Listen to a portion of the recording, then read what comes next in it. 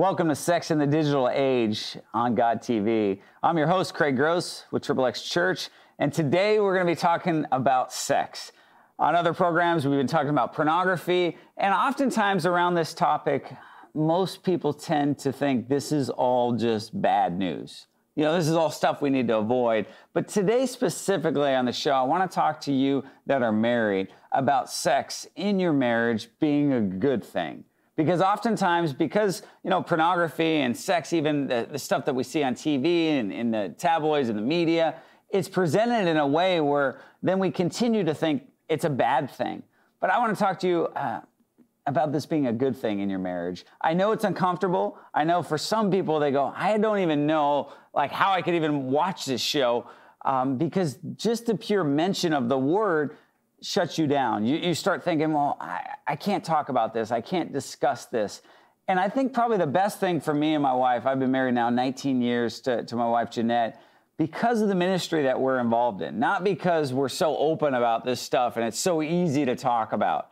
I think because we run this ministry, XXX Church, and we see all the devastation and the destruction every day as we talk to people, we've realized as a married unit, we've got to talk about this. We can't avoid the tough conversations. And so I know this might not be as easy for the rest of you, but we've been kind of forced into it. So as I talk to you about this today, I don't want you to think, man, this is an easy conversation. I get it. It's difficult, but it's needed to have. And when you can have an open conversation about these things in your marriage, man, so many great things will happen. So that's what we want to dive into. We'll be back right after this and jump right back into this.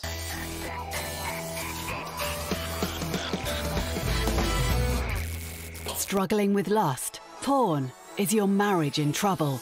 Get free and stay free with expert advice and uniquely designed courses by XXX Church. You can access these at a fraction of the cost of conventional counseling programs. In addition, we have partnered with XXX Church to give you a further 20% discount. Go to our website to receive your discount code today. Visit god.tv/sex.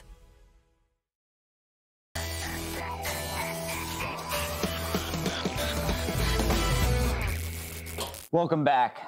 Today, we're talking sex, and I'll just share with you something personal about me and my wife's relationship. We, like I said, we've been married now 19 years, but at year 13, 14, I don't know, a counselor said to us once that 7 and 14 are really tough years in your marriage for some reason. So for us, a number of things kind of went on in our relationship at 14, from my dad dying to me having health issues, my wife getting sick.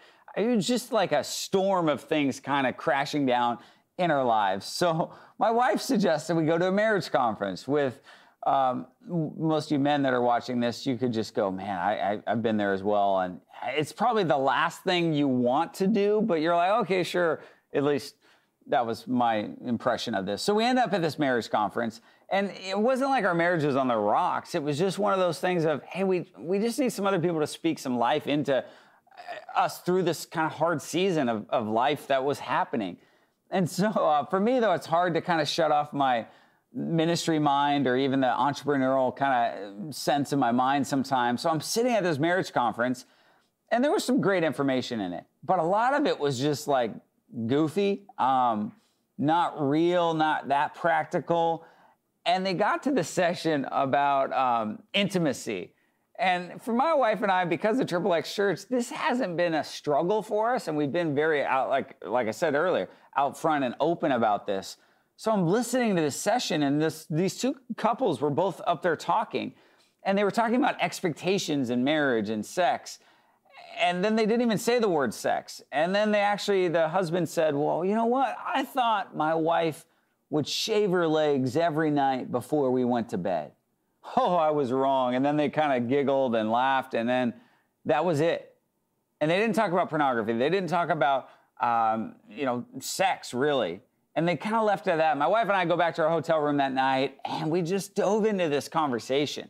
And I was upset. I was just kind of like, hey, all these people at this marriage conference, there's a ton of them I know that are disconnected on the issue of sex. What an opportunity that they would have had to open up that conversation instead of just giggling about, you're not having your legs shaved, like what about what happens if you're not having sex? What about they didn't even touch it? And my wife and I, we have two different stories in our upbringing. I grew up in a very religious Christian home that was very, I would say, strict Christian school all my life. I went to one of those rallies as a kid that said I wouldn't have sex until I was married, and threw some cart off a bridge at the Golden Gate Bridge. It was this true love waits thing. And as much as I might joke about that now, I mean, it did mean a lot to me, to the fact of, hey, I made that commitment to the Lord and I waited until I was married to have sex. My wife wasn't a Christian, and her upbringing was way different. Her parents never talked to her about sex. Her dad had left at an early age, and in high school, a guy she met said he loved her, and next thing you know, they're having sex. And when she came to know the Lord at 19, she made that commitment. Hey, and I'm not going to do this until I get married. And she had always kind of told me that that she felt like maybe the Lord would use that story in her testimony in some way. So here we are at a marriage conference, working on our own stuff, but at the same time, we agreed we should do something as a ministry to talk about this and not deal with people maybe in the middle of a crisis like pornography or an affair, but just talk about how sex is a good thing in marriage. And my wife's not in front of a camera ever. She's behind the scenes in our ministry. And I just told her, I said, hey, Jeanette, I can't really do anything about sex by myself here. So would you kind of be a part of this? And so we put together this video series called Best Sex Life Now. We also worked on a ministry called StrongerMarriages.com, where we really wanted to just pour into married folks on these issues that oftentimes don't get talked about enough. And oftentimes they're tough to navigate.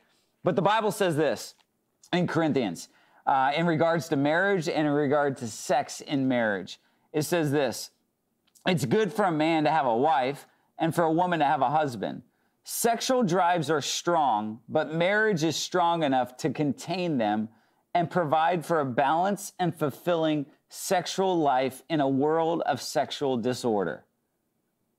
I mean, just listen to that. I mean, one more time. Like, sexual drives are strong, but the marriage bed is strong enough to contain them and provide for a balanced and fulfilling sexual life in a world of sexual disorder. But the marriage bed must be a place of mutuality. The husband seeking to satisfy his wife and the wife seeking to satisfy her husband. Marriage is not a place to stand up for your rights.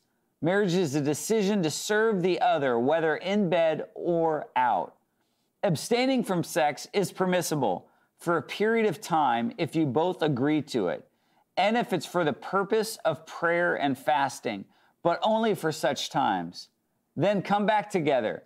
Satan has a way of tempting us when we least expect it. I'm not understanding commanding these periods of abstinence, only providing my best counsel if you should choose them. And I think there's a lot there in that passage, this idea of, man, the marriage bed being strong enough. But Satan has a way of creeping into your marriage in this area. And I think a lot of times, I was on the radio recently and a woman called in on air. I couldn't believe it. She just said, this one, I was talking about this topic, and she said to me, this one's for the pastor. And she went on to tell me about how her husband's pornography use is a good thing because he doesn't come after her anymore. She goes, I'm fine if he's in the basement. I even set him up a little station in the basement with videos and all that. So he never comes after me. And he gets his fun over there. And I was just like, this sounds miserable. Like, this isn't a good marriage. And she's arguing with me. And I think what oftentimes people don't understand on this issue is I think, the number one way that Satan is going to get into your marriage and tear you apart. Trust me, I hear it all the time. People say to me, well, I'm best friends. Like, our marriage is great. We just don't connect in the bedroom. Well, this is an idea. This is Satan keeping you apart, and that's how he wins. And I know there might be issues that, man, some of you had as a child, or maybe even dating, that those issues have gone unresolved, and you go, this is a tough time for me to connect with my partner. But you've got to be able to work through these things so as together, as you as a husband and wife, can make sex a priority, and it can be looked at as a good thing, not a bad thing. And understand this, that the Bible is very clear that this is something that you need to be engaged with together as a couple. Otherwise, this is how Satan is going to sneak in and start tearing apart your relationship. So I want to give you just kind of a couple thoughts here, a couple kind of practical things in regards to this topic. Maybe some takeaways. Number one here, openly talk about sex. I mean, I know that sounds easy, but it's not.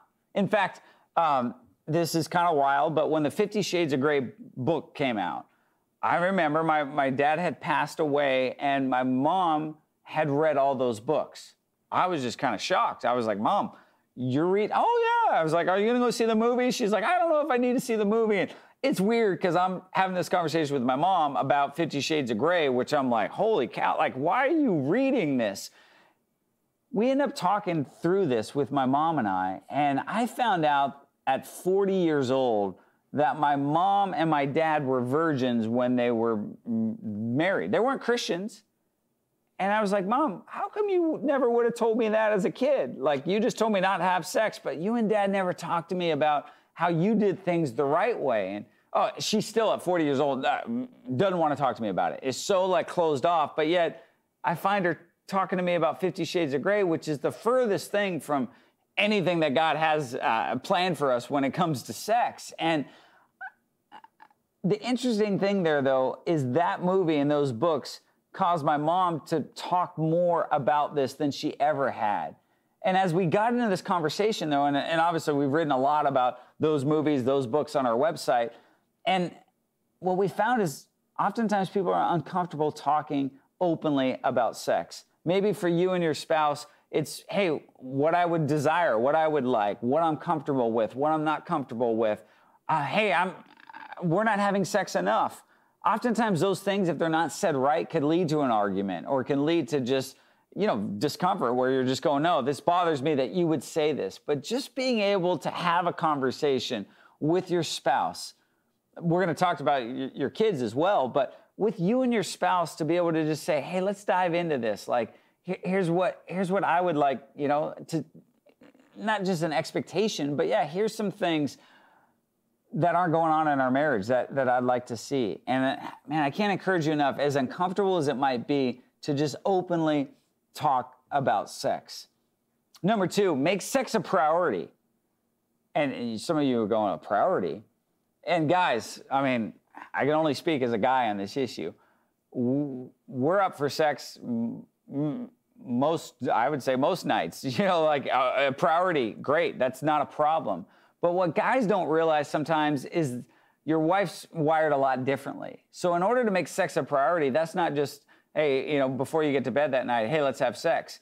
Some of the things that you've done throughout the day are going to help with that being a priority, and even your wife desiring sex. I have no clue why, me doing the dishes or me, that pile of laundry that's on the bed, why that has anything to do with my wife finding me attractive or my wife wanting to have sex. I'm fine to just move the clothes off the bed and then, hey, we can take care of those in the morning. But for her, she's thinking about, the laundry or this has to be done. And sometimes I realize that for sex to be a priority, for me, that needs to start early in the morning with, the things that I can do. My wife always says, don't just touch me when you want to have sex with me. Those things, those little things of before I leave, giving her a hug, giving her a kiss, holding her hand, those types of things are going to help make this a priority.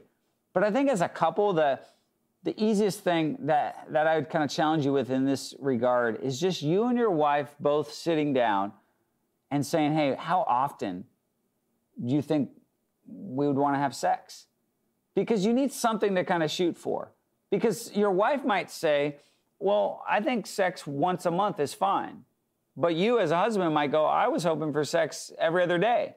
And so if your wife thinks that this is a priority, we're doing this once a month, but it's not meeting your expectations because you had a whole different priority of how much you thought this was going to happen. One of those easy things to do is just go, okay, well, let's meet in the middle here, or let's be open enough to talk about how and when this can happen. And I know this sounds crazy, especially those of you that might be newlyweds. You're like, I can't believe people are planning this out like this. But man, with kids, with life, with work, with all of these things, oftentimes, as great as sex is, it takes a back seat.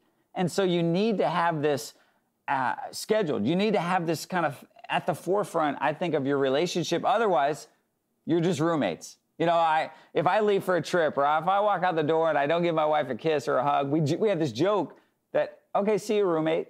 And, you know, it's not that funny because it's not a good thing. This idea of, man, we need to be connected. And the Bible's saying this is the best way that you can be connected, you know, on an intimate level.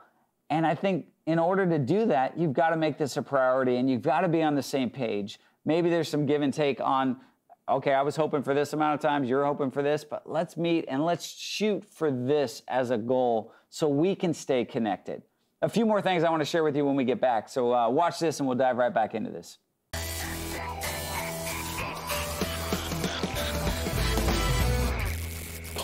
Struggling with lust, porn?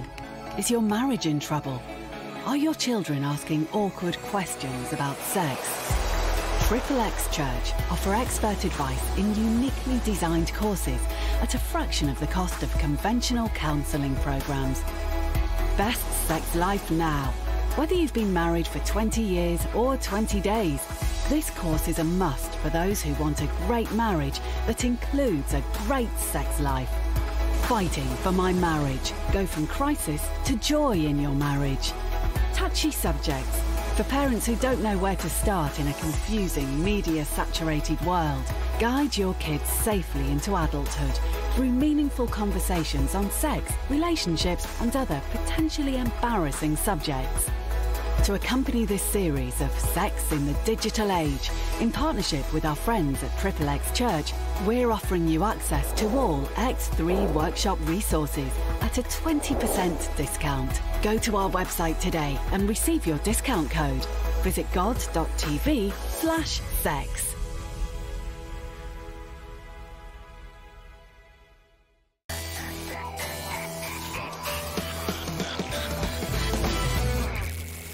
Welcome back as we're talking about sex, and we're specifically talking about sex in marriage. Obviously, the Bible is very clear that sex is to be done inside of marriage. And so if you're dating, if you're involved, if you're not in a married relationship, then obviously the Bible is saying, hey, the best case here is to wait for marriage. But the bummer that I found is for a lot of Christians, we've waited, we've done things the way that God's kind of told us to do, and then we get in marriage, and then we don't have sex, or we're disconnecting on this topic, or we still seem to think that sex is a bad thing.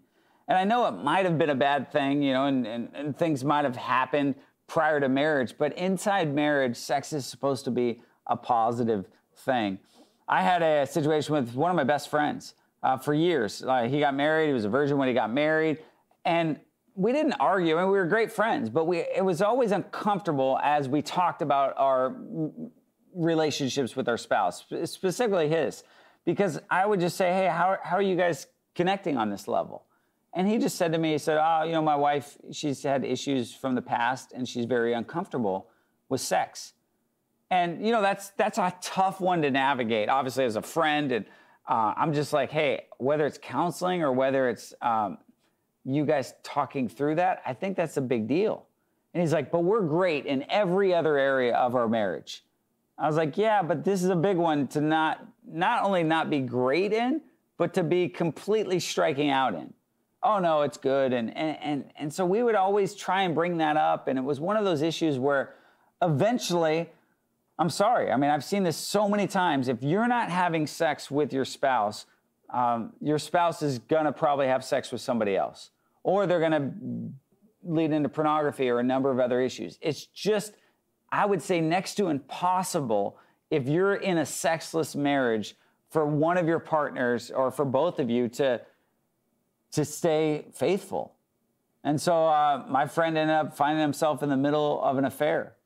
Not only in the middle of an affair once he got caught, he actually ended his relationship with his wife because he said, I found my soulmate in this mistress. And man, we argued, we battled it out to the point of I'm saying, she's not your soulmate. But this is why sex is so powerful. This is why sex, you need to have this in your relationship, because if you start having sex with somebody else, you're immediately going to be connected with them. And he's brainwashed into thinking that this is his soulmate. But had you worked on your relationship with your spouse and gone through some of those hard things and worked on that, you would be connected on so much of a deeper level. Instead, you now feel connected with somebody else. So this point that I want to make on this is abuse and misuse of sex won't be resolved in marriage on its own. So if you have issues that you've brought into this relationship, and I think that's a good thing, whether you've been married for 10 years or 10 months, for you to just have this conversation, you and your spouse, to say, hey, here's where I've gone wrong. Here's what I brought into this relationship. Here's my years of porn and why I think sex is this way instead of this way. And if you're able to be in that safe place and openly talk about this, I think you can start to get some healing in this area. But if you just keep those quietly, if you just keep that, the number of men that I talk to that go, I can never share this with my wife. I can never talk about these things. Or many women that I talk to that still think sex is a bad thing because it was a bad experience and they've never worked through that. Why not see a counselor? Why not see somebody in regards to this? Why not read some material? Why not dive into this video series that we have specifically for this? Because I think you'll see a breakthrough in your relationship. And this isn't just about the physical component of sex, but the powerful nature of what sex will do to bring you closer as a couple. So I know this is a tough thing, but that if you brought this baggage into your relationship, I was under the impression that marriage solves everything. I got married at 22, and I just thought, hey, God's going to work all this stuff out. And God has, he can do, obviously, more than we could ever ask or imagine. But I think a lot of this is got to fall on us being willing to just have these conversations, work through some of these hard things, and not just expect them to be resolved on their own. One thought here is, and once again, I'm just a guy, but I think this was a fun conversation for my wife and I to have, for me, but maybe a little awkward for her. I wrote a book with a social researcher named Shanti Feldhahn. She wrote an amazing book called For Women Only and For Men Only. And one of the chapters in that book, she talked about sex. And it's the most amazing stuff in there that I've ever read. My wife and I read this book years ago. And one of the things she talked about sex is how it builds a man's confidence. Because if you're having sex in the bedroom and you're having this experience with your wife, you're going to be better at your job. You're going to be a better leader in your, all these things are connected. And I read that and my wife and I were like, man, this is kind of just powerful. And she talked about men being visual. And as I read that, and I deal with a number of issues, obviously, regarding pornography, I got to meet Shanti and we worked on this book together called Through a Man's Eyes. And in this book, we specifically talked about how men are wired differently than women. I don't pretend to know everything about women, but obviously as a guy, I know that, pornography and those draws that pornography has for men specifically is because we're so wired visually.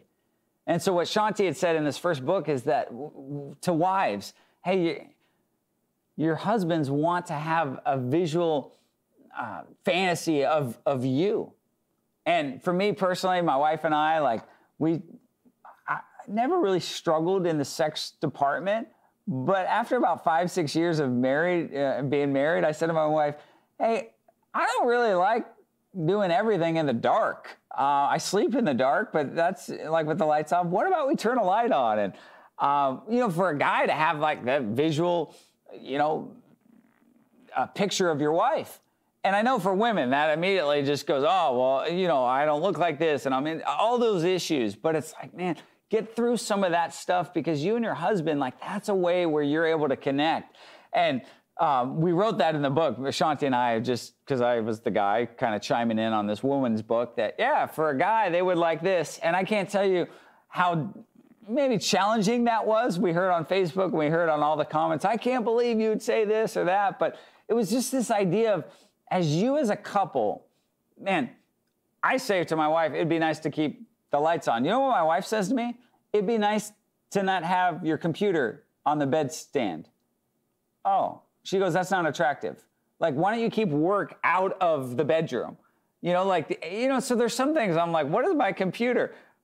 Like, we're wired differently. I want the lights on. She wants the computer out of the room. And so I think as you have this conversation with you and your spouse, you're able to just go, man, here's what I would like. Here's what I would like to see happen. And you're able to just connect on a whole different level. You as a guy might go, what does that have to do with sex? Hey, for your wife, this is what she would like. For you, this is what you would like. And I think just having that idea of saying, hey, yeah, we're willing to not just compromise, but we're willing to both get on the same page in this regards to, hey, my husband's needs, my wife's needs. Last thing I would say in this regard is sex, just remember this, should be something that is desired by both of you. I once heard a wife say to her husband, I'm fine if I never have sex ever again. And man, these are friends of ours, and our heart just kind of broke because we just said, man, you're missing out if that's how you approach this. And I realized the hurt and the pain that she was dealing with, but then I also realized, man, what that does to her husband to know your wife is just basically saying, hey, look, I don't want you coming anywhere close to me. And if you can work through some of these issues, and as a married couple, you guys can desire this, you desire each other, man, sex is going to connect you on a whole different level in your relationship. It's as much as a spiritual mystery, it says, as a physical act. And so that's my prayer, that's my encouragement and hope for you. And if I could, I'd just like to pray for you because I realize this is a tough, tough issue to navigate. But if you can get through this, it's going to change your marriage for the better. God, I thank you just for those that are watching here today. And I don't know the struggles and the pain and even that if they've gotten through this whole episode today, man, I think that's such an encouragement, as tough as that might be for some people watching this. But I would pray, God, for the husbands and wives, that this would be an issue that they don't just keep wrestling with on their own, but as a married unit, they're able to just bring the concerns and bring their thoughts and their cares and their desires to each other. And God, we can just openly talk about this. We don't have to be afraid of this. We can know that that's just Satan winning when Satan keeps us apart, when Satan keeps this conversation off the table. So God, I pray that we would just shut that down, that we would get Satan completely away from our relationship, and we would know that you created us to desire each other and to have sex, and for sex to be a positive, great experience. I realize, God, there's so much pain in regards to this topic that maybe we brought into our relationships. That God, I pray for healing inside of marriages, that God, marriages would not only work through this, but God, couples would understand that if they get a breakthrough in this area of their marriage, so many great things and will not only happen in their relationship, just the closeness and the bond that they'll form with their spouse will be incredible. So God, we pray for the conversations to follow and just pray for compassion, understanding, and just healing in regards to this topic in the lives of the people that are watching this today. God, we love you. We pray this in your name. Amen.